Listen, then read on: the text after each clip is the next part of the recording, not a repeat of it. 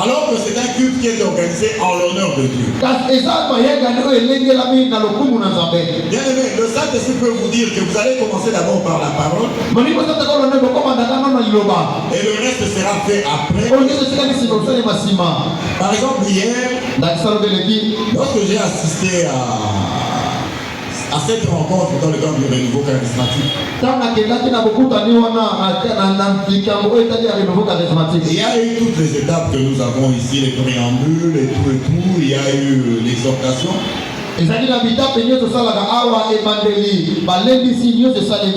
Après l'exhortation, nous avons eu les offrandes. Après les offrandes, on nous dit non, nous devons encore prier.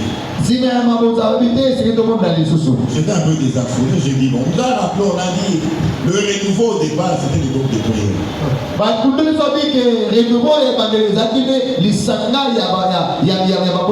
Peut-être qu'il y a des jeunes gens ici, nous, aux années 82, nous avons vécu le renouveau charismatique.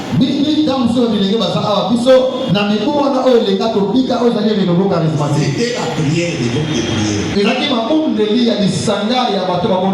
Et de tous ces groupes de prière, notre papa, Abraham Galassi, on nous a révélé que c'était le premier à faire de son groupe de prière une église. Donc papa Abraham est le pionnier des groupes de prière qui sont devenus des églises. C'est comme ça, après tout ce qu'on a fait, puisque généralement quand on écoute la parole, on remet les offrandes et bien on clôture. Mais hier, on s'est mis encore à prier.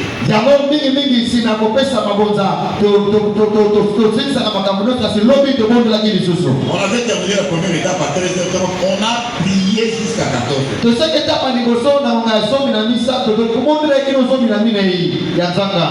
Je me suis posé des questions.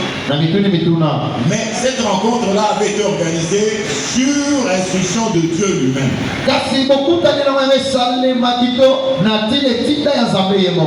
Et dans le thème, on nous a dit, souviens-toi d'où tu as été pris. Et change ta façon de faire. Alléluia. Amen. Mais maman Françoise, quand elle a préparé cette prédication, elle n'était pas là. Curieusement, aujourd'hui, on nous rappelle encore les mêmes choses.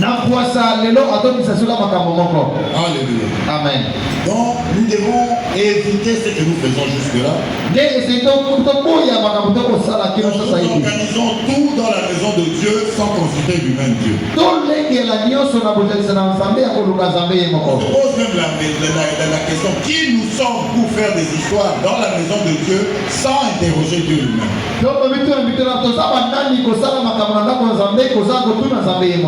Ce matin, le Saint-Esprit nous rappelle alors. La prédicatrice nous a donné une illustration. Un jour, elle était allée faire des courses. Chaque fois, elle constatait une présence derrière elle.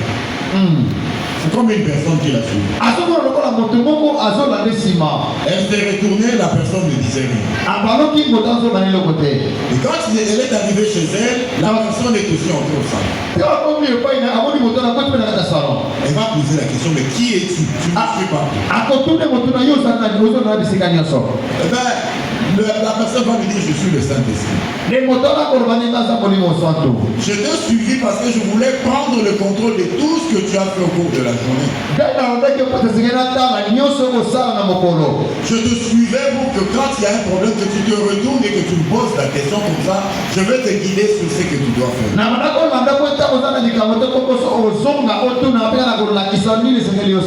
Alléluia. Amen. Mais tu as tout fait sans me consulter. C'est comme ça que je me suis contenté de te suivre sans rien dire.